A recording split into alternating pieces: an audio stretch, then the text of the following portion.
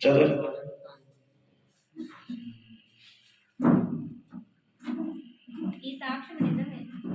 ఈ సాక్ష్యం నిజమే.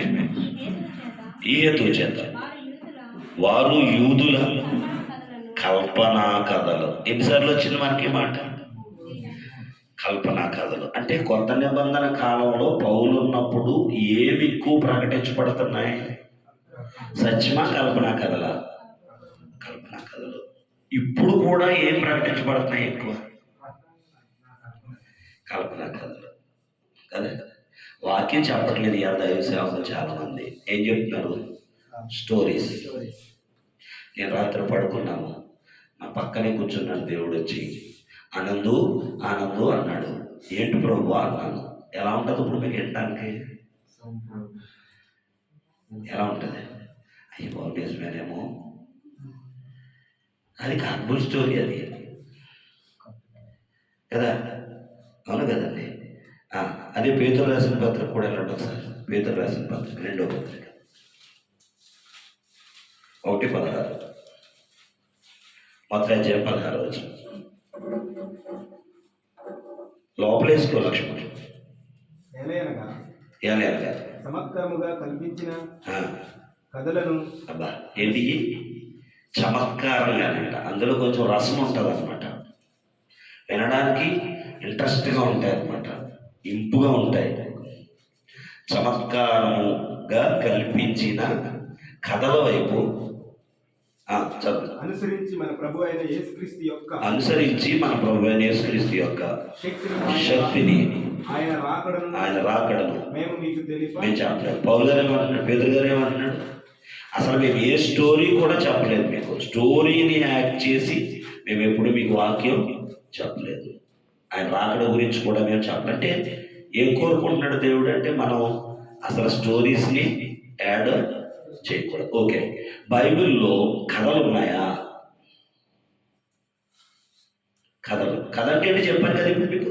కథ అంటే ఏంటి? జరిగిందా జరగందా? కథ అంటే జరగంది, కల్పించింది. అలాంటి బైబిల్ ఎక్కడైనా ఉన్నాయా చెప్ప. కథలు బైబిల్లో ఎక్కడైనా ఉన్నాయా? అనగనగా అంటారు కదా కథ మొదలెట్టేటప్పుడు. అలాంటిది ఏమన్నా బైబిల్ ఉందా? జరిగినవి ఉన్నాయా? బైబిల్ అంతా జరిగిందా జరగలేదా? ఆధారాలు ఉన్నాయా? కానీ కథకు ఆధారం ఉంటుందా? కదా. ఇప్పుడు బైబిల్ ఎక్కడా కూడా కథలు అనేవి లేవు. దేవుడు ఏమన్నా కథలు మార్చినట్టుగా ఏమన్నా ఉందా బైబిల్లో? లేదు. మీరు ఇంత పాట ఏం పాడారు?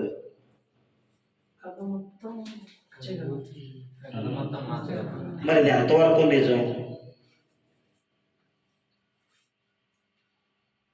చూసారా, మనకు తెలియకుండానే మనమే జరిగిన బైబిల్ చరిత్రని ఎలా ఏమని చెప్తున్నాం మనం?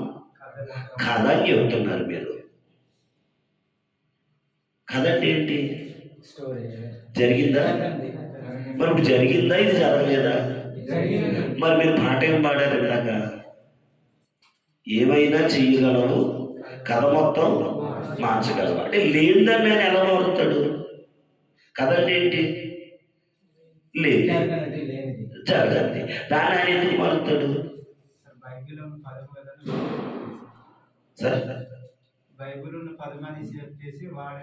బైబిల్ అసలు లేదు కదా పదం, కల్పనా కథ ఉంది. అంటే నేను ఏం చెప్తున్నానంటే మనం తెలివైన వారిగా, జ్ఞానం కలిగిన వారిగా ఉండాలి. ఎవడో డబ్బుల కోసం పాట రాశాడు అంతే కదమ్మా. ఎస్పి బాలసుబ్రహ్మణ్యం ఎన్ని పాటలు పాడాడు? దేవుడి పాటలు కొన్ని వేలు కదా పాడాడు. అన్ని పాడిన ఆయనకి దేవుడు అర్థమయ్యాడా? యేసుప్రభుని నమ్ముకున్నాడా? ఎందుకు నమ్ముకోలేదు? ఆయన పాట ఎందుకు పాడాడు? దేవుని స్తుతించడానికి కాదు, బిజినెస్. ఒక పాట పాడితే ఇంత డబ్బు ఆయన తీసుకుంటాడు. ఆ ఒక్కసారి ఆయన పాడతాడు, మళ్ళీ ఆ పాట ఇంకా ఆయన విండవు. అందులో భావంతో ఆయనకి సంబంధం లేదు. రాసి ఇచ్చారు. ఆయనకు అనుకూలంగా దాన్ని పాడటానికి సులువుగా కొన్ని అటు ఇటు మార్చుకుంటాడు అంతే తప్ప అందులో భావాన్ని ఏమి మార్చడు. అందులో ఏముందో అతనికి అనవసరం. ఎందుకంటే అతను చేసేది ఏంటి? బిజినెస్. ఇప్పుడు మనం చేసేది ఏంటి? బిజినెస్ వ్యాపారమా? కాదు కదా.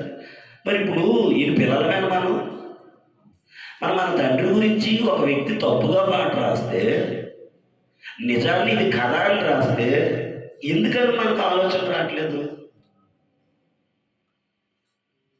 నా బాధ అర్థమైంది మీకు? అంటే రాశాడు, ఎవడో పాడాడు, నేను పాడేయడమేనా? అసలు ఇందులో మరి అర్థం ఎంత రాంగ్ అంటే కాదండి. అసలు కథే కాదు కదా ఇది. మరి కథను మార్చేవాడు దేవుడు. అంటే మన దేవుడు కూడా ఏమైపోయాడు? ఇప్పుడు మాయలోడు మంత్రాలుడు అయిపోయాడు. అసలు బైబిల్లో మాయ మంత్రాలు ఉన్నాయండి? మరి లేని కథ మొత్తం మార్చగలవు అని ఎలా పాడుతున్నారు మీరు? ఎందుకు ఆలోచన రాలేదు? మళ్ళీ చెప్తున్నాను, ఈ ఆలోచన మనకు లేకపోతే ఎవరి వాక్యం చెప్పినా ఓ నిజమాని పెడతారు మనకి. మీకు కొత్త నిబంధనలో దెసలోనికయలో ఉన్నటువంటి సంఘం, దెసలోనికయ అనే ఊళ్ళో ఉన్న సంఘాన్ని పౌలు గారు మెచ్చుకున్నాడండి. ఎందుకో తెలుసా? వాళ్ళు ఏం చేశారో తెలుసండి? ఎక్కువ కానుకలు ఇవ్వలేదు, ఎక్కువ పాటలు పాడలేదు వాళ్ళు. కానీ ఏం చేశారో తెలుసా? పౌలు గారు వచ్చాడంటే రోజా సంఘానికి. పౌలు గారే ప్రారంభించి ఉంటాడు ఆ సంఘాన్ని. పౌలు గారు వాక్యం చెబుతున్నాడంట. పౌలు గారు వాక్యం చెప్తుంటే ఆ సంఘం ఏం చేసిందో తెలుసండి? గుడ్డెద్దులాగా తల ఊపలేదంట. పౌలు గారు చెప్పే సంగతులు బైబిల్లో ఉన్నాయా లేవా? ఎవరు వాక్యం చెప్పింది? ఎవరు? యేసుప్రభు వారి తర్వాత యేసుప్రభు అంతటి గొప్పవాడు ఎవరండి? భుజాన్ని వేసుకున్నది ఎవరు? సేవనే పౌలే కదా. శిష్యుల తర్వాత పౌలేనా? పౌలు చెప్తే అబద్ధం చెప్తాడా? అలాంటి పౌలు వాక్యం చెప్తుంటేనే ఇలా ధర్మశాస్త్రాన్ని ఓపెన్ చేసి పౌలు చెప్పేది ఉన్నదా ఇందులో లేదా? ఓసారి పేతురు వచ్చి వాక్యం చెప్తున్నాడంట. అప్పుడు కూడా సంఘం ఏం చేసిందంట? ఓపెన్ చేసి పేతురు నిజం చెప్తున్నాడా? అందుకని పౌలు సంఘాన్ని ఘనమైన సంఘం అన్నాడండి, గనులున్న సంఘం అన్నాడండి. అంటే అర్థమైందమ్మా? ఇవాళ తప్పుడు బోధలు విస్తరించడం గల కారణం ఏంటంటే మనమే. ఎవడో ఏదో రాస్తే అది పట్టుకుంటాను, ఎవడో ఏదో చెప్తే అది పట్టుకుని బయలుదేరేస్తున్నాను నేను. కానీ అది కాదండి మనం చేయాల్సింది. బైబిల్లో ఉందా లేదా? కల్పించబడింది. ప్రకటన గ్రంథం 22 అధ్యాయం చివరిలో ఉంటాయి కదా, కలపకూడదు తీసేయకూడదు. మరి కలిపితే ఎలాగా? అర్థమైందండి నా ఆలోచన మీకు? ఓకే. అప్పుడు ఆ పాటను ఏం చేయాలి మీరు? ఆ పదాలు మార్చుకోండి, మార్చుకుని పాడండి. లేకపోతే అర్థం ఏమైతుంది? ఇప్పుడు కథ లేదు. ఇప్పుడు ఇది కథ అండి, కథ ఇది వదిలేద్దాం. అసలు దేవుడే మనకు అవసరం లేదు. కథలో ఉన్న అనగనగనగా ఉన్న కథలో ఉన్న దేవుడు మనకేం చేస్తాడు? లేడు కదా, అసలు ఉండడా? మరి లేనోడు మనకేం చేస్తాడు? అర్జెంటుగా అక్కడ మార్చేసుకోండి పదం. పరిస్థితిని మార్చగలవు లేదా నా స్థితిని మార్చగలవు అని రాసుకొని మార్చేసుకోండి. ఇక్కడి నుంచి కథ మొత్తం మార్చగలవు అనే పదం పాడవద్దు. అర్థమైందని చెప్పింది మాట్లాడి. ఏమైనా చేయగలవు పరిస్థితిని పొందలేదు. ఇప్పుడు ఇది అంతే కదండి. మన పరిస్థితులు మార్చినోడా మన కథలు మార్చినోడా? మన కథలు మన జీవితంలో కథ ఉందా నిజం ఉందా? ఇప్పుడు నాకు జ్వరం వచ్చింది, నిజమా కదా? అంతేనా? నా ఇంట్లో ఎవరికో బాగోలేదు, లేదా నాకు కష్టం వచ్చింది, లేదా అపరాధముల వల్ల పాపం వల్ల నేను చచ్చిపోయాను, అది కథ నిజమా? ఇప్పుడు నన్ను మార్చాడు, నా కథ మార్చాడు. అంతే కదా, నన్ను కదా మార్చాడు. ఓకే, రాసుకోండి అన్నమాట. మీరు మీ బుక్ ఉంటే మీ బుక్కులు ఉంటే రాసేసుకోండి దయచేసి. కథ మొత్తం మార్చగలం అనే పదం, ఎందుకంటే ఇప్పటికే మన దేశంలో మనం మొత్తం చరిత్రను మార్చేసామని మన మీద ఒక బ్లేమ్ నడుస్తుంది ఇప్పుడు. తెలుసా మీకు? క్రీస్తు సంఘం కాదు అని క్రీస్తు సంఘాన్ని కూడా తీసి పక్కన పెట్టేస్తున్నారు. ఇప్పుడు మనం వాళ్ళకి సపోర్ట్ ఇచ్చినట్టు అవుతాం. అయ్యో మీరే పాడుతున్నారు కదండి, కథ మార్చేవారు మీరని, మీరేనండి మార్చేశారంటాడు. మన కథలు మార్చేవాళ్ళం కాదు, మనిషిని గట్టిగా చెప్పండి. క్రైస్తవం అంటే దేన్ని మార్చేదండి? మనిషిని, మనసును మార్చేది, అంతే తప్ప కథలు మార్చేది కాదు. దయచేసి మార్చుకోండి. మీకు మరొకసారి అలా పాడకండి. పాడినప్పుడు ఏమైనా చేయగలవు, పరిస్థితిని మార్చగలవు. బాగలేదా? వినేవాడు కూడా అర్థమవుతుంది కదా, అవునంట మన స్థితిని మన పరిస్థితిని ఏం చేస్తాడు దేవుడు? మారుస్తాడు. ఈ ఛాలెంజ్ లేకపోతే కష్టం అండి. పౌలు గారు ఎక్కడికి వెళ్ళినా, లేదా యేసుప్రభు వారు ఎక్కడికి వెళ్ళినా, అక్కడ ఉన్న పరిస్థితి దేవునికి వ్యతిరేకంగా ఉంటే ఏం చేసేవాడండి దేవుడు? ఆయన కదా. యేసుప్రభు వారు దేవాలయానికి వెళ్ళాడు కదా, వెళ్ళాడా? ఎలా ఉంది అక్కడ పరిస్థితి? దేవాలయం బిజినెస్ జరుగుతుంది. ఓన్లీ నాకెందుకు అనుకున్నాడా? అనుకుంటే యేసుప్రభు అవడు అవుతాడా? తాళ్ళు ఉన్నాయంట అక్కడ, తాళ్ళు అన్ని తీసి పేని కొరడాలా చేసి తరిమి కొట్టాడండి. అక్కడ డబ్బులు మార్చేవాడిని, గోవులు అమ్మేవాడిని, మేకలను అమ్మేవాడిని ఏం చేశాడంట? తరిమి కొట్టి ఒక మాట అన్నాడు, నా తండ్రి ఇల్లు ప్రార్థనా మందిరం, కానీ మీరు దాన్ని ఏం చేస్తున్నారు? వ్యాపార కేంద్రం, దొంగల గుహగా మీరు మార్చేశారు. తరిమి కొట్టి, అది క్రైస్తవుడు అంటే. నాకెందుకులే అనుకునేవాడు క్రైస్తవుడు కాదు, అసలు అవ్వద్దు అలాగైతే. అంతేనా? మనం ఎవరికంటే యేసుప్రభు వారు అనుచరులమే కదండి, అంతేనా? ఓకే, ఇస్కరియోతు యోధాను చూసి ఏమన్నాడు యేసుప్రభు? పోన్లే అలా పోతే పోనీ అన్నాడా? నువ్వే 30 ఎండినానికి నన్ను అన్నాడా లేదా? అతను మారాడా లేదా మనకు అనవసరం. కానీ మన పని ఏంటంటే, మనం ఒక తేడా చూసామంటే ఖచ్చితంగా దాన్ని సరి చెయ్యలేము. కానీ ఇది తప్పు అని మనం ఏం చేయాలి? చెప్పాలి. ఇది మంచి అని మనం చెప్పాలి. ఇది మన డ్యూటీ అండి. అదే దైవ సేవకుల పని. అర్థమైందా? ఎవరో రాశారని దయచేసి గుడ్డిగా మనం పాడొద్దు. ఎవరో చెప్పారని దయచేసి దాన్ని ఫాలో అవ్వద్దు. మనకి ఇది లేదనుకోండి, దేవుడు మనం లెక్క అడగడండి. ఏది లేకపోతే? బైబిల్ లేకపోతే. బైబిల్ లేదనుకోండి, నాయన మరి నువ్వేమిచ్చావు మాకు, నువ్వు అన్ని ఇచ్చుంటే దాని ప్రకారం మేము చేతు, నువ్వేమేమో లేదు అందుకని ఏది పడితే చేసు అని చెప్పొచ్చు. కానీ ఇప్పుడు చెప్పకుండా ఉందా? మీ భాష లిపి లేని భాష కదా మీది. అయినా మీకు కూడా బైబిల్ ఉందా లేదా? మీకు అర్థమైందా? ఇది ఎవరు చేసింది? అది ఎవరికి సంకల్పం? అది దేవుడు. ఎందుకని? ప్రతి వ్యక్తి గుడ్డిగా ఏమీ చేయకూడదు, నేను చెప్పినట్టే చేయాలి. రేపు పొద్దున్న మీ బైబిల్, నా బైబిల్ నాకు, మీ బైబిల్ మీకే, నా మీద నా బైబిల్, మీ మీద మీ బైబిల్ తిరగబడతాయి, తెలుసా అండి? రెండో రాకడలో మనందరం ఎక్కడ నిలబడాలి? క్రీస్తు న్యాయపీఠం ఎదుట నిలబడాలి. నిలబడినప్పుడు గ్రంథాలు ఇవ్వబడతాయి కదా. ఇవ్వబడతాయి, అవి గ్రంథాలు ఇవ్వబడతాయి. ఈ గ్రంథం కూడా ఇవ్వబడుతుంది. నా బైబిల్ కూడా అక్కడ వస్తుంది అనమాట. ఏరా దొంగతనం చేశారే పాస్టర్ ఆనంద్ గారు, దొంగతనం చేశారే అని అడుగుతాడు నన్ను. ఏమైనా నాకు తెలియదు అన్నాను. ఒకసారి మీ బైబిల్ తీయ అంటాడు అనమాట. ఎన్నిసార్లు ఉంది దొంగతనం చేయొద్దని? ఎన్నిసార్లు? 3 సార్లు ఉంది బైబిల్. ఉందా? ఆజ్ఞల్లో 5దో 6దో దొంగల వద్దు. యేసుప్రభు గారు కూడా చెప్పాడా దొంగతనం చేయొద్దు. ఇప్పుడు మరి నాకు తెలియదని చెప్పగలను అక్కడ? ఎవరు సాక్ష్యం? నా గ్రంథమే నాకు సాక్ష్యం. కాబట్టి ఎంత జాగ్రత్తగా ఉండాలండి మనం. కాబట్టి దయచేసి నేను చెప్పేది ఒకటే, ఇవాళ రెండవ రాకడలో ఏమవుతుందంటే, మత్తయి సువార్తలో దేవుడి యేసుప్రభు చెప్పాడు, అక్రమము ఎక్కువ అవుతుంది.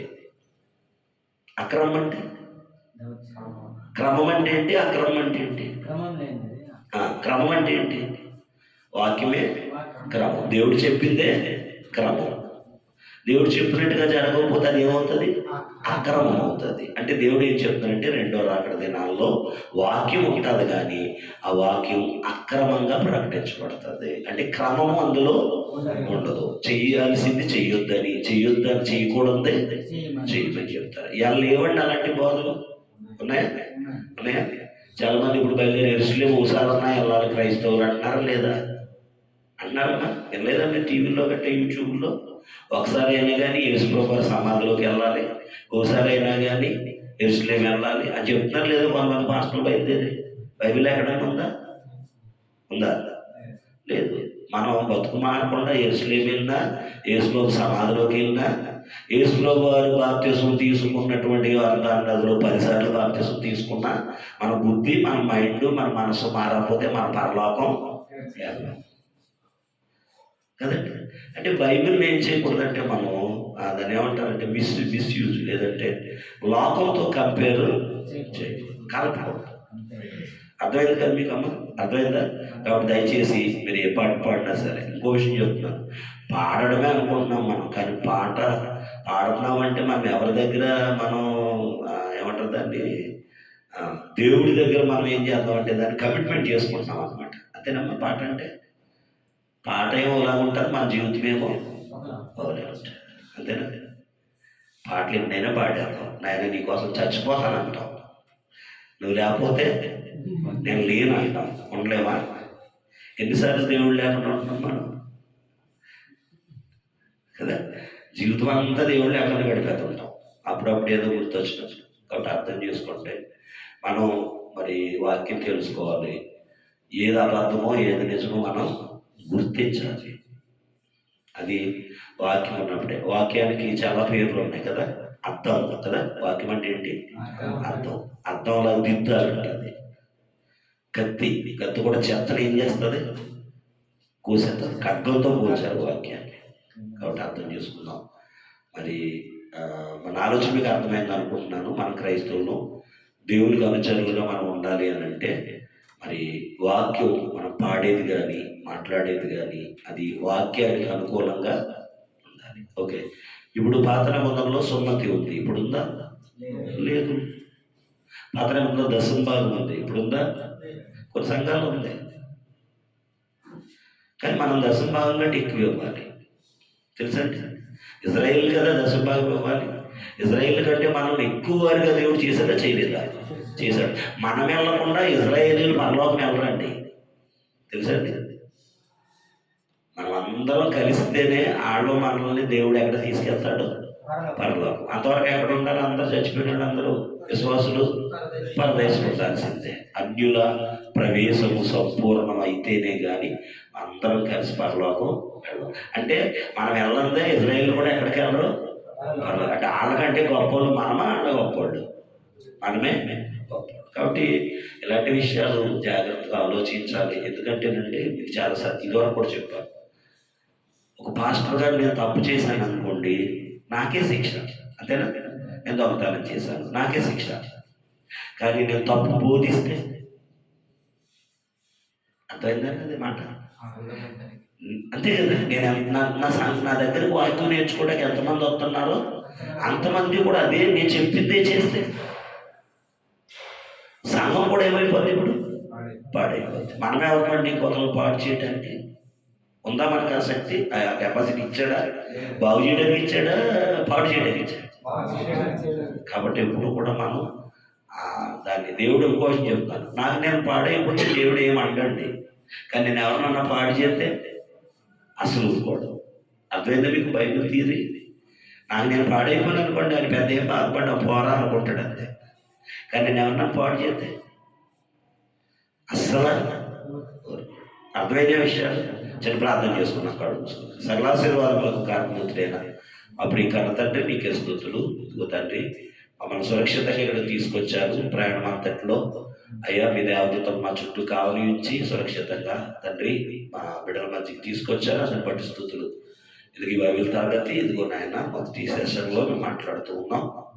ఇదిగో మరి ప్రస్తుతం జరుగుతున్న అబద్ధ బోధలు మరి మేము ఈ అర్థం లేకుండా మేము చేసేవారిగా, అర్థం లేకుండా పాడేవారిగా, అర్థాన్ని మార్చేవారిగా ఒకవేళ మేము ఉంటే మమ్మల్ని క్షమించండి.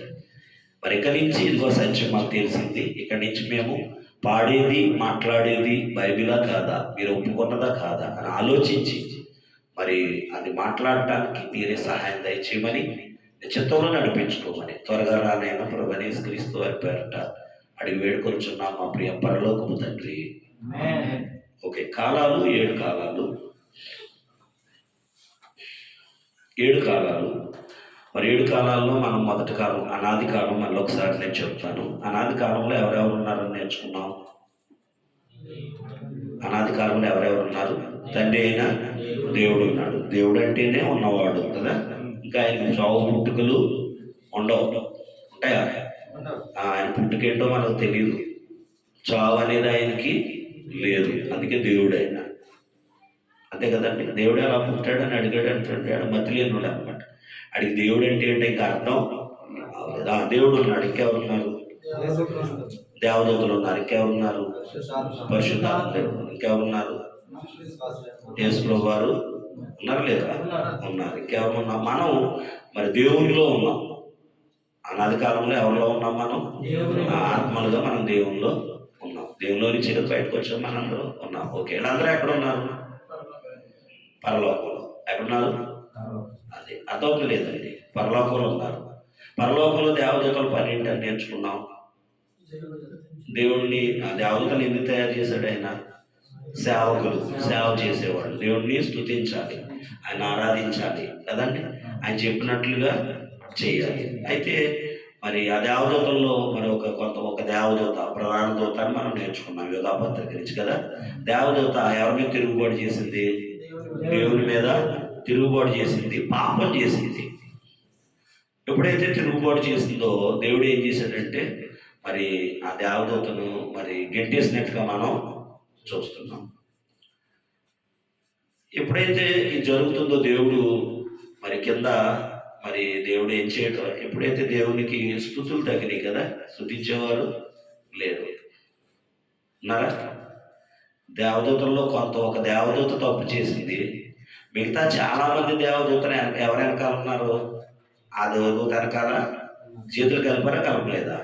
కలిపారు. మనం చూసాం కదా, యోధా పత్రికలో చూసాం. ఓకే.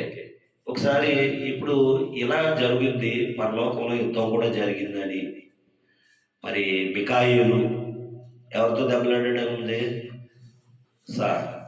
సాతానుతో కదా. మనకి లూసిఫర్ అనే పదం అయితే బైబిల్లో లేదు. మరి కింగ్ జేమ్స్ వెర్షన్లో మాత్రమే అది ఉంది కదా.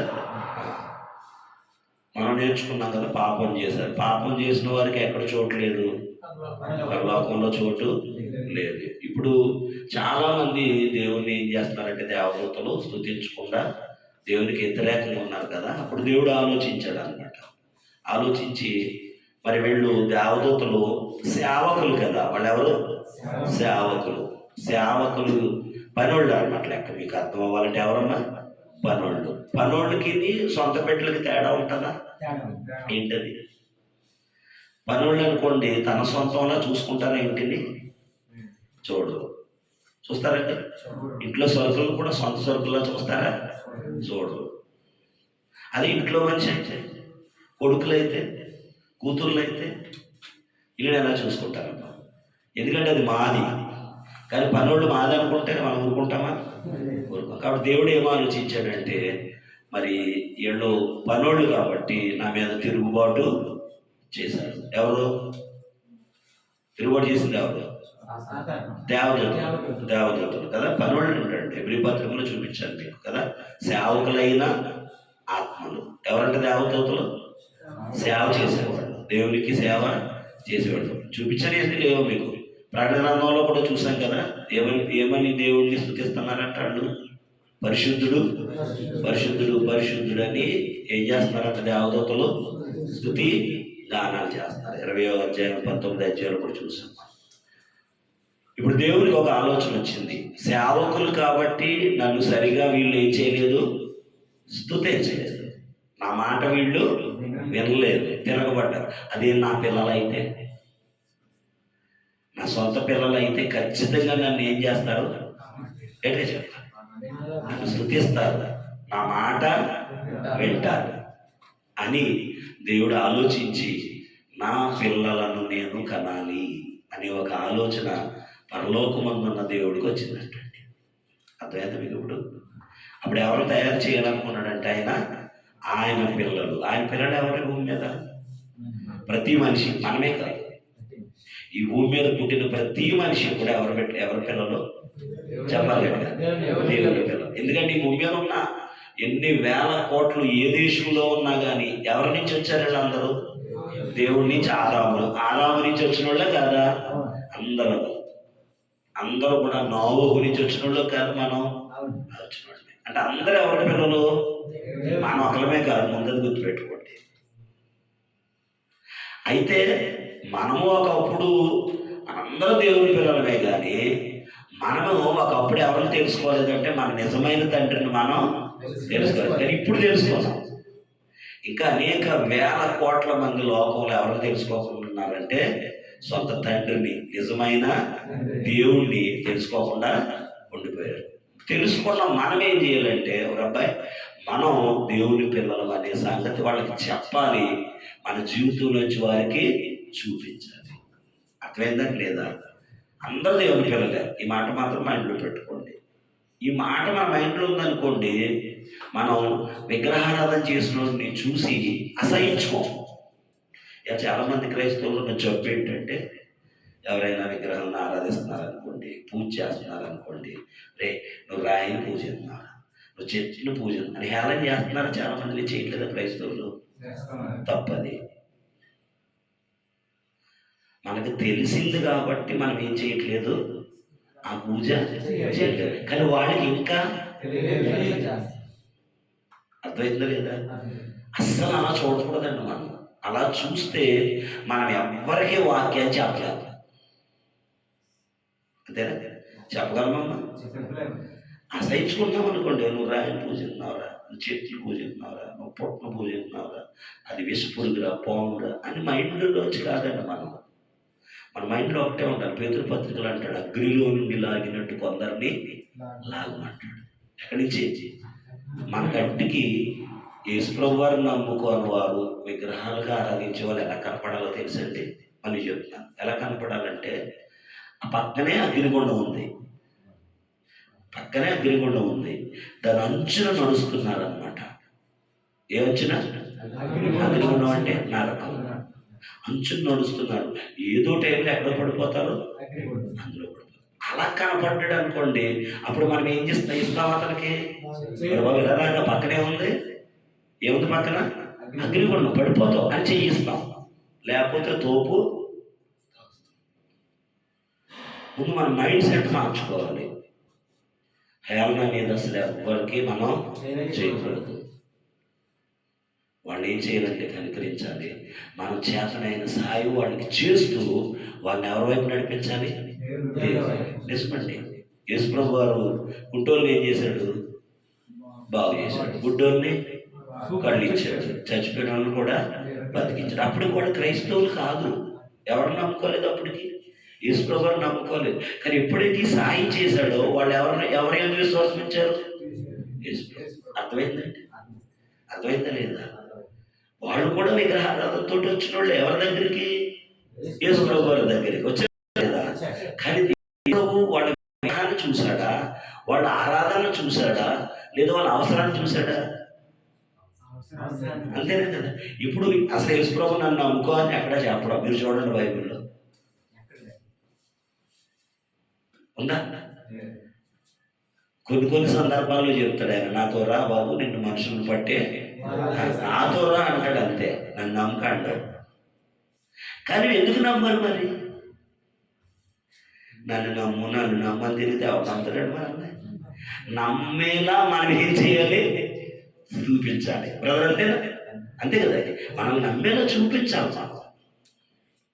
మనం 5 పైసలు కూడా మోసం చేస్తాం, 10 పైసలు కూడా మోసం చేస్తాం. మనల్ని ఎవరు నమ్ముతారు చెప్పండి? ఇంకా అంటే 5 పైసలు 10 పైసలు అంటే డబ్బుల గురించి చెప్పట్లేదు. నేను చిన్న దాంట్లోనూ నమ్మకం ఉండట్లేదు, మనం పెద్ద దాంట్లో. మరి నమ్మకమైనడు మా దేవుడు అని ఎలా చెప్తాం మనం? కదండి, అంతేనా కదా. కాబట్టి ఆలోచించాలి, చాలా జాగ్రత్తగా అర్థం చేసుకోవాలి. కాబట్టి అందరూ ఎవరి పిల్లలు? మనందరికీ వాళ్ళు విగ్రహాన్ని ఆరాధించే వాళ్ళైనా, పుట్టలతో పూజించే వాళ్ళైనా, వాళ్ళు మనము ఒకే తండ్రి బిడ్డలో. అమెరికా వాడైనా, రష్యా వాడైనా, పాకిస్తాన్ వాడైనా సరే మనందరం అన్న తమ్ముడు. తమ్ముడిని ఎవరైనా పాడు చేసుకుంటాడా? తమ్ముడు ఏదో చెడు వ్యసనానికి లోనయ్యాడు అని ఏం చేస్తాడు? వదిలేస్తాడా? ఏదో విధంగా ఏం చేయాలనుకుంటాడు. అంతే, మనం కూడా అదే మైండ్తో ఉండాలండి. అదే మైండ్ మనకు రావాలి. నేను అతను మార్చాలి. మన చుట్టాలు చాలామంది ఇంకా దేవుణ్ణి నమ్ముకోవాలి ఉంటారా? పెళ్ళిళ్ళకి వెళ్తాం, పుట్టినరోజులకి వెళ్తాం, హ్యాపీ బర్త్డే చెప్పేస్తాం, హ్యాపీ మ్యారేజ్ డే చెప్పేస్తాం, అయితే అక్షంతలు వేసేస్తాం, వచ్చేస్తాం. తర్వాత వాళ్ళ ఇంటికి ఎప్పుడన్నా వెళ్తాం, ఏమన్నా పెడితే శుభ్రం తింటాం, చికెన్ తేలేదా, మటన్ తేలేదా, ఇందులో ఉప్పు లేదు, కారం లేదంటాం, వచ్చేస్తాం. ఆ ఇంట్లో ఓ పక్కన పోయి ఎంట్రన్స్లోనో బూడిద గుమ్మడికాయ, లేదంటే ఒక కొబ్బరికాయ, లేదో ఒక స్పటికమో కనపడుతుంది. లోపలికి వెళ్ళిన తర్వాత ఏంటేంటో కనపడతాయి. నోరు మూసుకుని వచ్చేస్తాం, అని ఎట్టి తినేసి వచ్చేస్తాం. అసలు మాట్లాడతామండి దేవుడి గురించి? మరి చెప్పండి, అర్థమవుతుందండి. మరి దేవుడు అలాగనుకున్నట్టు మనం రక్షించబడతామండి? అసలు మనకైతే తెలుస్తాడా? తెలియదు కదా. దేవుడు కూడా ఏం చేశాడంటే పనోళ్ళు కాబట్టి, మనం పనోళ్ళు కాదండి. ఈ మాట అర్థం చేసుకోండి. మనందరం ఎవరి పిల్లలు? అది ఆ మైండ్ ఎందుకు ఉండాలో చెప్తున్నాను. దేవదూతలకు ఆ మైండ్ లేదు. అందుకే దేవుని మీద ఏం చేశారు? వాళ్ళు తిరుగుబాటు చేశారు. కానీ అందుకే దేవుడు ఆలోచించారు, మన మీద ఎంత నమ్మకం అండి వాళ్ళకి. నేను నా సొంత పిల్లలను నేను కనుక్కుంటే వాడు ఖచ్చితంగా నా మాట వింటారు. కానీ వాళ్ళు వినంది ఎవరు? మా ఆయన. ఎవరు వింటారు అనుకున్నాడో వాళ్ళే వింటారు. యెషయా-గ్రంథం మొదటి అధ్యాయం 2వ వచనం చదవండి. యెషయా-గ్రంథం 1:2.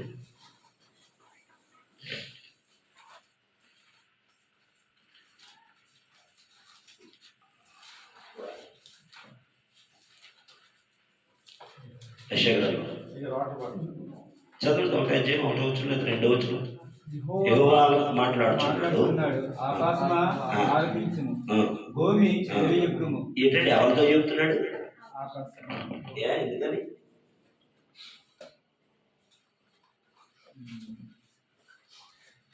ఆకాశంకి ఎందుకు చెప్తున్నాడండి ఆయన? భూమికి ఎందుకు చెప్తున్నాడు అసలు? ఏమండి, ఇప్పుడు మనం ఎవరితో మాట్లాడతాం చెప్పండి? మనం ఎవరితో మాట్లాడాలి? ఇప్పుడు నేను ఎవరితో మాట్లాడుతున్నాను? మీతో మాట్లాడుతున్నాను. మీరు ఎవరితో మాట్లాడుతున్నారు? నాతో మాట్లాడుతున్నాను. అంతేనా? దేవుడు దేనితో మాట్లాడుతున్నాడు? ఏమి, ఎందుకని ఆకాశానికి భూమికి మాట్లాడాలంటే ఆయన? ఆకాశం మీద దేవుని బిడ్డ కాదు, భూమి అన్న బిడ్డ కాదు. మరి ఆకాశానికి భూమి అన్న ఆత్మ ఉందా? చెవులు ఉన్నాయా? లేవు కదా. మరి ఎందుకు చెప్పుకుంటాడు ఆయన ఆకాశంతో భూమితో? ఆలోచించలేదు ఎప్పుడున్న మాట మీరు? కింద చదువు, ఆకాశం ఆలకించు, భూమి చెవి, నేను పిల్లలను పెంచి గొప్పగా చేశాను. ఎందుకు మరి ఆకాశంతో భూమి చెప్పుకుంటాడు ఆయన? ఆయన మాట ఎవరు వింటలేదు? వినాల్సిన పిల్లలు వింటలేదు. మీకు అర్థమైందా? ఇప్పుడు మన తండ్రి ఉన్నాడు అనుకోండి, ఒక తండ్రికి 2 కొడుకులు ఉన్నారు. 2 కొడుకులు పట్టించుకోవట్లేదు అనుకోండి, ఎవరిని సాయం అడుగుతారు? ఇప్పుడు తండ్రి, మా నాన్నగారు ఉన్నారు, మా నాన్నగారికి హెల్త్ బాగోలేదు. వీళ్ళు 2 కొడుకులు, ఒరే పెద్దోడా నేను హాస్పిటల్కి తీసుకెళ్ళరా అన్నాడు. నేను నీళ్ళు పెంచుకుంటగా వెళ్ళిపోయాను. నాకు ఈ కొడుకు నొప్పి వస్తుంది అనుకున్నాను. మళ్ళీ మా తమ్ముడితో చెప్పి పిలిచాడు, ఒరే బాబు నన్ను తీసుకెళ్ళరా హాస్పిటల్కి అన్నాడు. ఆయన వినలేదు. ఇప్పుడు ఎవరు అలాగే నొప్పితో బాధపడతాడా? ఎవరినైనా సాయం అడుగుతాడా? ఊర్లో ఇంకా ఉంటారా? అప్పుడు ఏం చేస్తాడు? ఎవరిని అడుగుతాడు? అప్పుడు ఊర్లో ఎవరో ఒకరినే సాయం అడుగుతాడు. ఎందుకు ఎవరో ఒకరిని అడిగాడు? ఎందుకు బయట వాళ్ళని అడిగాడు ఆయన? నేను వినలేదు. ఆయన కొడుకునయ్యి ఉండే నేను ఆయన మాట వినలేదు. దేవుడు కూడా అంతే. ఇశ్రాయేలీయుల్ని ఎత్తుకున్నాడు, ఏంటేంటో చేశాడు, వాళ్ళకి అన్నీ ఇచ్చాడు. కానీ వాళ్ళు ఎవరి మాట వినట్లేదు. ఎంత చెప్పినా దేవుడి మాట వినట్లేదు. అందుకని దేవుడు ఎవరితో చెప్పుకుంటున్నాడు? పాపం ఇదేవాళ్ళు లేరు ఆయన మాట. అందుకని ఆకాశంతో అర్థమైంది మీకు ఇప్పుడు? అంటే దేవుడికి ఎంత దుస్థితి వచ్చిందో చూడండి.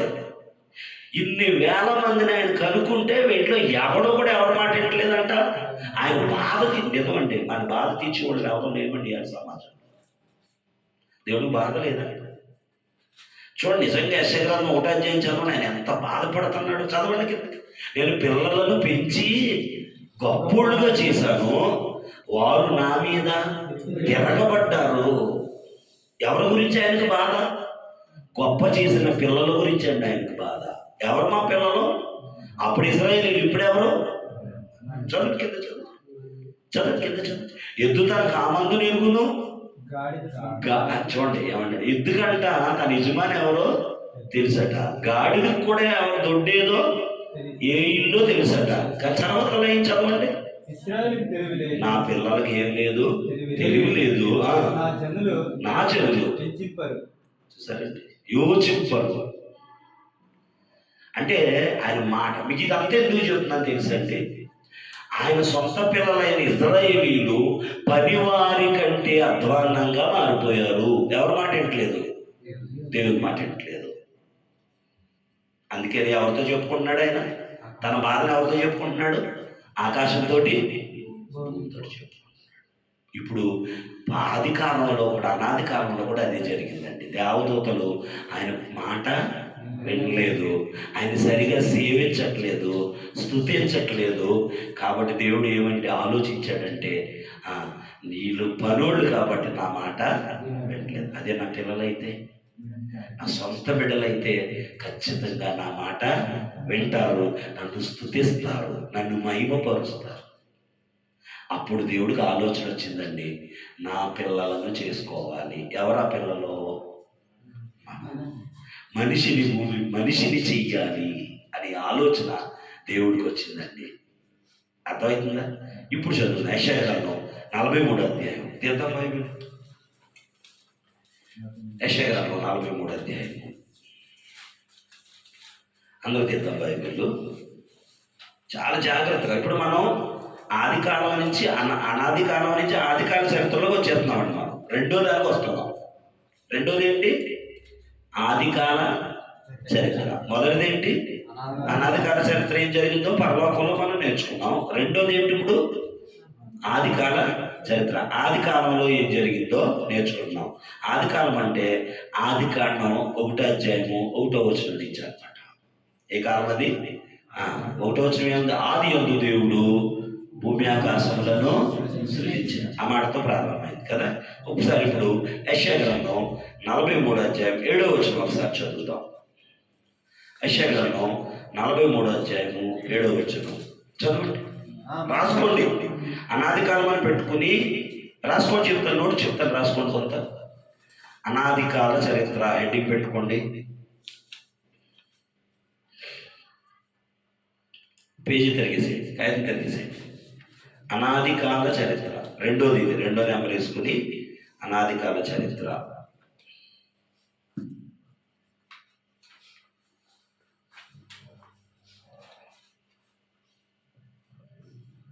ఆది కాల చరిత్ర, సారీ అనాది కాలం కదా, ఆది కాలం. అనాది కాలం అయిపోయింది కదా.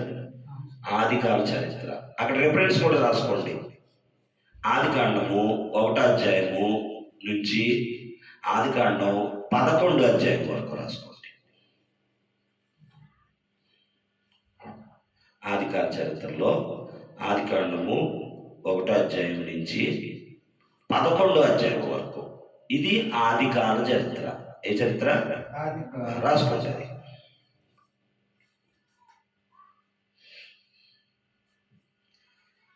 కింద తెలుగు మీ లాంగ్వేజ్లో రాసుకుంటే మీ లాంగ్వేజ్లో రాసుకోండి. మరి బోర్డు లేదు నేను రాయడానికి.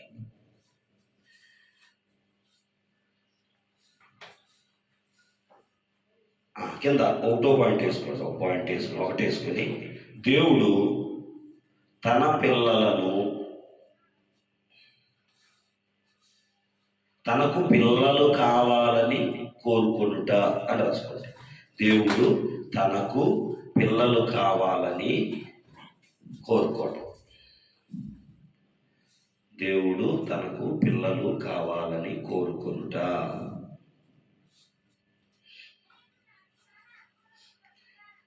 రెఫరెన్స్ కింద రాసుకోండి. యెషయా గ్రంథం 43వ అధ్యాయం 7వ వచనం.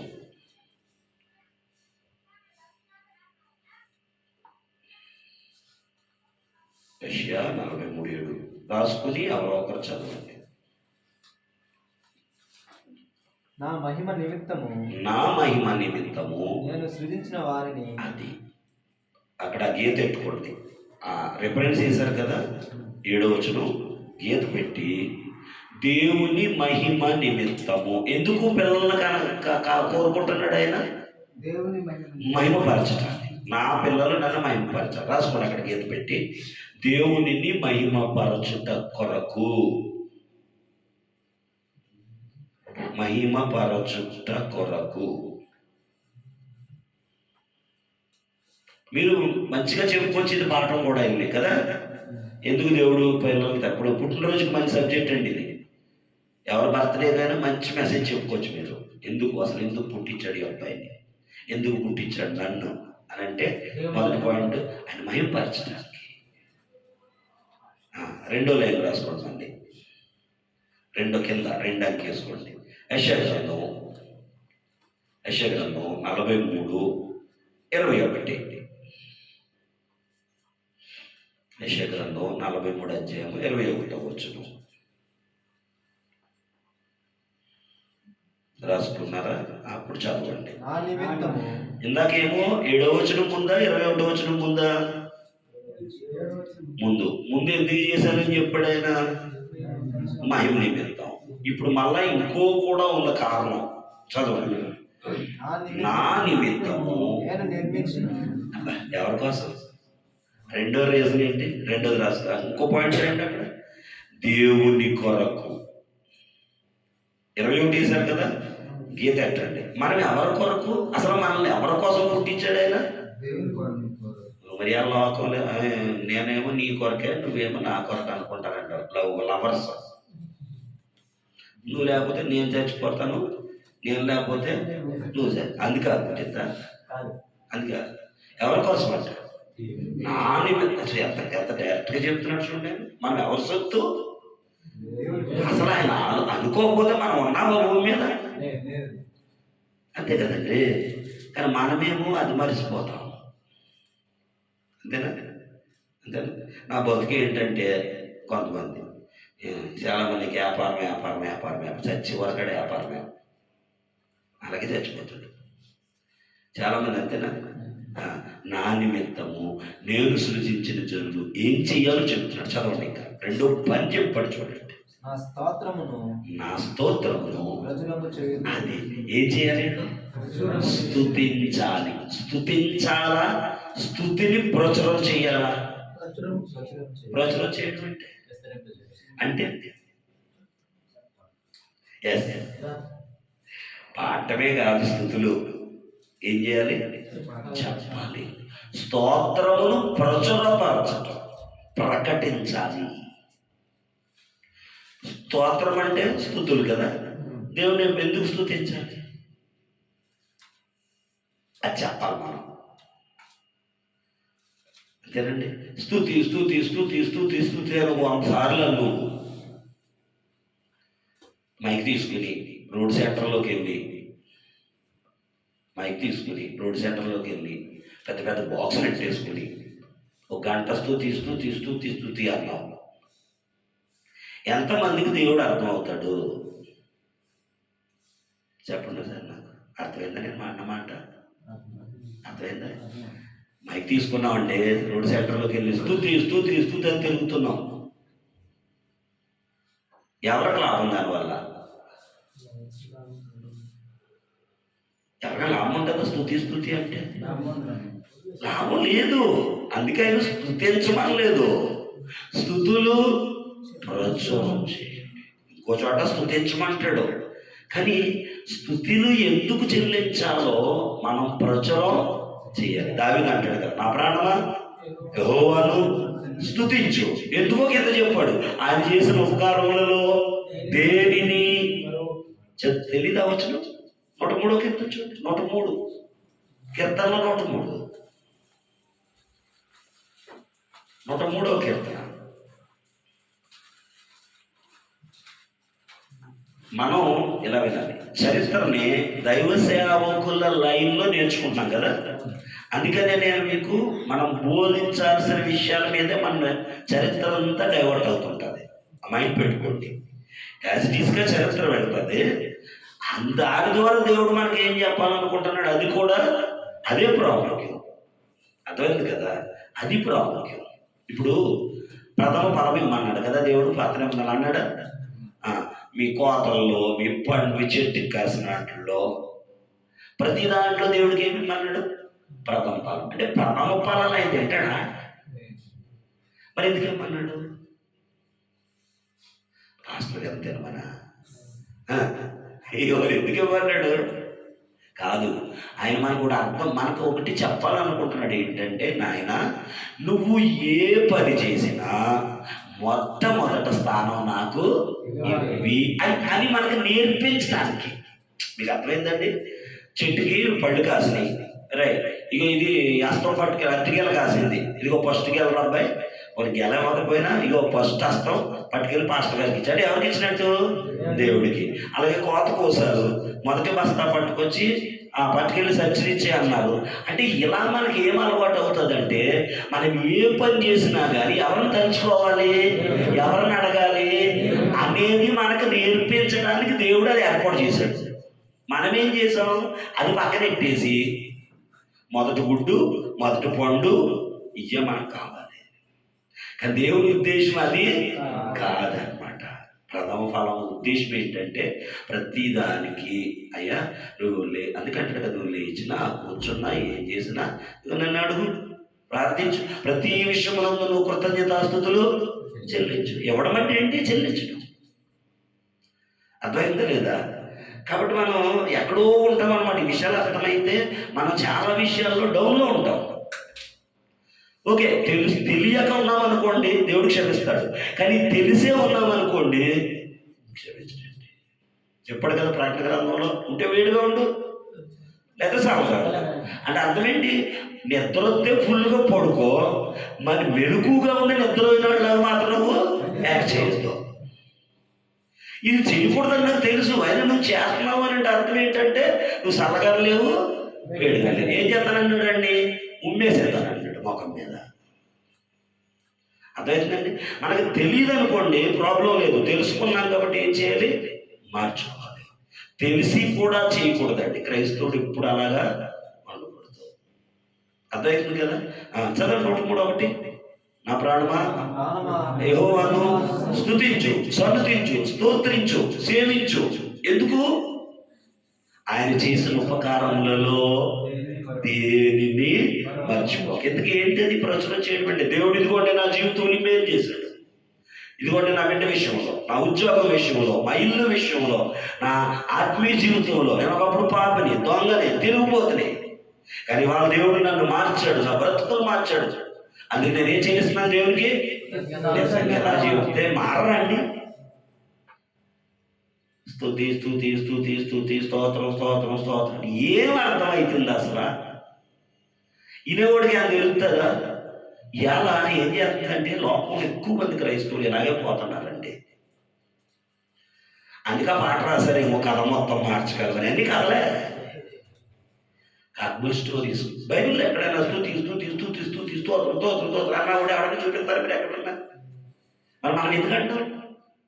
ఎవడో అన్నాడు, పెద్ద ఆయన వచ్చి లేదా కారులో వచ్చి అమెరికా నుంచి వచ్చి అన్నాడు. మనం ఏం చేద్దామంటే, బైబిల్ కంటే ఆడి మాట గొప్ప మనకి. కానీ జాగ్రత్తగా అర్థం చేసుకుందాం. దేవుని ఉద్దేశం అని కాదు. మొట్టమొదట మనలను లేదా ఆయన పిల్లలను, మనుషులను చేయాలనుకోవడం, తయారు చేయాలనుకోవడం లేదా కనాలనుకోవడం వెనక దేవుని ఆలోచన ఏంటంటే, మొట్టమొదటి ఆలోచన ఏంటి? మహిమపరచాలి. ఏం చేయాలి? మనందరం మహిమ తేవాలి. ఎందుకని? దేవదూతల మహిమ ఆయనకి తీసుకురాలేదు, వాళ్ళు ఇవ్వలేదు. కాబట్టి ఆ చాయిస్ ఎవరికి ఇచ్చాడు? మనకిచ్చాడు. ఇప్పుడు మనం కూడా ఇవ్వకపోతే మన నుంచి కూడా చాయిస్ వేరే వాడికి ఇచ్చేస్తాడు. తెలీదా? బైబిల్లో జరగలేదు అలాగా? సౌలు తీసుకొచ్చి ఇజ్రాయేల్ మొట్టమొదటి రాజుగా చేశాడా లేదా? దేవుడు చేశాడా? సౌలు తీసుకొచ్చి పెట్టాడా? కానీ సౌలు ఎవరి మీద తిరగబడ్డాడు? దేవుడు ఏం చేయాలని కోరుకున్నాడో అది సౌలు చేశాడా? చేయలేదు. దేవుడికి వ్యతిరేకంగా చేశాడు. కాలట్టుకుని ఏం చేశాడు? లాగి పడేశాడు. ఆ స్థానాన్ని ఎవరికి ఇచ్చాడు? గొర్రె మీద. అర్థమైందా మీకు? ఇదే జరిగింది ఆది కాలంలో.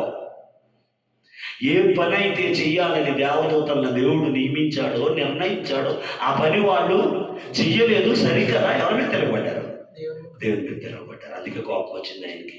అబ్బాయి వీళ్ళ వల్ల ఏం లాభం, అంతే కదా. ఇప్పుడు ఇక్కడ పని చేస్తున్నారు మేస్త్రులు, కట్టేసి అలా వెళ్ళగానే కూలిపోయింది అనుకోండి, పడిపోయింది అనుకుందాం, లేదా కడతన్నారు పడిపోతుంది అనుకోండి, జీవితం వ్యక్తిగతం మీరు బాగా చేస్తున్నారంటామా? ఏం చేద్దాం రేపు ఏం చేస్తాం? మార్చేద్దాం. అబ్బాయి మీ వల్ల మాకు ఉపయోగం. దేవుడు కూడా అది ఆలోచించాడండి. నా పిల్లలు ఒక్క నిమిషం నేను బ్రేక్ ఇస్తాను. జస్ట్ క్లాస్లో ఉందా? చల్లారిపోతా క్యాన్లు ఇచ్చారు. ఓకే ఆపేస్తాను, ఇప్పుడే ఇచ్చేస్తాను. ఈ పాయింట్ ఒకటి కాల్కులేట్ చేస్తాం. ఓకే, అర్థమైంది కదా? అర్థమైంది లేదు. మన మైండ్లోకి వచ్చేయాలి, అసలు నన్ను ఎందుకు చేశాడు దేవుడు, నా పుట్టుకు వెనక కారణం ఏంటి? పుట్టడం, తినడం, తాగడం, చచ్చిపోవడానికేనా? ఎంతమంది చచ్చిపోవట్లేదు అలాగే కదా. అసలు చాలా మంది అండి, 170 మంది నేను ఎందుకు పుట్టానని లేకుండా చచ్చిపోయే వాళ్ళు ఎక్కువండి ఆ సమాజంలో. చెదలు వస్తాయి కదా, చెదంట మీరు అది అంటారా? ఎంతసేపులో పుడతాయి, ఎంతసేపులో చచ్చిపోతాయి, ఉంటాయా? అసలు ఎందుకు పుడతాయి? ఇలా మనిషి కూడా అలాగే అయిపోయాడండి. అసలు నేనంటూ ఈ భూమి మీదకి ఎలా వచ్చాను? ఒక కుక్కలా లేనే, ఒక పందిలా లేనే, ఒక పులిలా లేనే. ఎందుకు దేవుడు నాకు మాట్లాడడానికి ఈ కాళ్ళు చేతులు, ఎందుకు నన్ను ఈ భూమి మీదకి తీసుకొచ్చాడు? నిజమండి, ప్రతి వస్తువుకు పని ఉంటుందా ఉండదా? ఉండదా? ఇది పని ఏంటి? ఎందుకు కూర్చోడానికి చేసుకున్నాం, కూర్చోడానికి ఉపయోగపడలేదు, ఖాళీ ఊడిపోయింది, ఏం చేద్దాం? అంటే మరి మనకంటే కాదా దేవుడు? ఆ డబ్బా ఉంది, నీళ్ళు వేసారు పుణ్యారావు గారు, కాలిపోతుంది, ఏం చేస్తాడు? పక్కనింటి ఇంకో డబ్బా తెచ్చుకోరా, ఇది పని చేయట్లేదు, నేనేం చేస్తాను? ఇది తిరిగిపోయింది, ఏం చేస్తాను? మరి మనల్ని ఎందుకు చేసుకున్నాడు? ఆయన మహిమపరచడానికి, రెండోది ఆయన స్తుతులు ప్రచురం చేయడానికి, మూడోది ఆయన కోసం పుట్టించుకున్నాడంట. ఈ 3 కూడా మనం చేయకపోతే తయారు చేసుకున్న వాడికి మనం ఉపయోగపడతామంట. మరి ఉపయోగపడిన వస్తువుని ఏం చేస్తాం? మనల్ని ఆయన ఏం చేస్తాడు? ఇశ్రాయేలుని అది చేశాడు. యెషయా గ్రంథం 1వ అధ్యాయంలో, నేను పెంచి గొప్పవారిగా చేసింది వారు నా మీద తిరగబడ్డారు. ఎద్దు తన కామందులు ఎరుగును, గాడిది తన సొంత దొడ్డు తెలుసును, నా ప్రజలకు తెలివి లేదు. కాబట్టి ఆలోచించాలి. దైవ సేవకుడి కంటే ముందు మనం ఎవరు అంటే దేవుని పిల్లలం. ఇది గుర్తుపెట్టుకోండి. సువార్త పరిచర్య తర్వాత, ముందు నేను ఎవరినంటే ఎవరి బిడ్డను, ఎవరి కొడుకుని, ఎవరి కోసం ఆయన చేసుకున్నాడు? ఆయన కోసం చేసుకున్నాడు. నా పని ఏంటి? ఆయనకు మహిమ తేవాలి. నా పని ఏంటి? ఆయనకు స్తుతులు స్తోత్రాలు నేను చెల్లించాలి, స్తుతిని ప్రచురం చేయాలి. ఇది దేవుడు ఆలోచించి దేవదూతలు చేయలేదు కాబట్టి నా పిల్లలు చేస్తారని మన మీద అంత నమ్మకం అండి ఆయనకి. ఆ నమ్మకంతో దేవుడు ఏం చేశాడండి? ఓకే, దేవుడు మనం చేయాలనుకున్నాడు, ఆయన పిల్లల్ని కనుక్కోవాలనుకున్నాడు. అప్పుడు దేవుడు ఏం చేశాడంటే, అమ్మో ముందు నా బిడ్డలు చెయ్యాలంటే వారు ఉండడానికి ఒక లోకం కావాలి. ఏముండాలి? ఎందుకంటే పరలోకంలో ఆత్మలు నివసించేది అది. పరలోకంలో శరీరాలు ఉండవు. నన్ను స్తుతించాలి, పాడడానికి నోరు, వినడానికి చెవులు, నా పనులు చేయడానికి చేతులు. ఆయన ఎలా ఉన్నాడో అలాంటి వారిగా మనల్ని దేవుడి భూమి మీద పుట్టించాలనుకున్నాడండి. కాబట్టి ఈ శరీరాలకు కలిగినటువంటి మనం నివసించాలంటే ఒక లోకం కావాలి. అదే లోకం? మనం నివసించే లోకం. అప్పుడు దేవుడు ఒక నిర్ణయానికి వచ్చాడు. నా పిల్లలను కనీ కంటే ముందే వారు ఉండడానికి ఒక ఇంటిని తయారు చేయాలి. ఏంటిది? భూలోకం అంతా మన ఇల్లండి, తెలుసండి. నరులకు నివాసయోగ్యమైన భూగోళం. మనకి దేవుడు మనల్ని పుట్టించాలి. ఎంత ప్లానింగ్ చూడండి సార్. ముందు మనకి ఏమైతే కావాలో అవన్నీ తయారు చేసి తర్వాత మనల్ని చేశాడండి. అంటే నా బిడ్డలు లోకంలోకి వచ్చేటప్పటికి వాళ్ళ కళ్ళ ముందు నా మహిమంతా, నా శక్తి అంతా, నా ప్రేమంతా వాళ్ళకి కనిపించాలి. అర్థమైందా? అర్థమైందా లేదమ్మా? అంతే కదండి. నేనేంటో వాళ్ళు తడుముకోకూడదు. నేనేంటో నా బిడ్డ ఈ భూమి మీదకి వచ్చేటప్పటికే, ఈ లోకాన్ని చూసేటప్పటికి అర్థమైపోవాలి. నేనంటే ఏంటో అర్థం అయిపోవాలి. ఎంత ఆలోచన అండి దేవుడిది. నిజంగా ఇవన్నీ అర్థం చేసుకుంటే అండి మనం ఎవరము కూడా దేవుడికి అన్యాయం చేయమండి.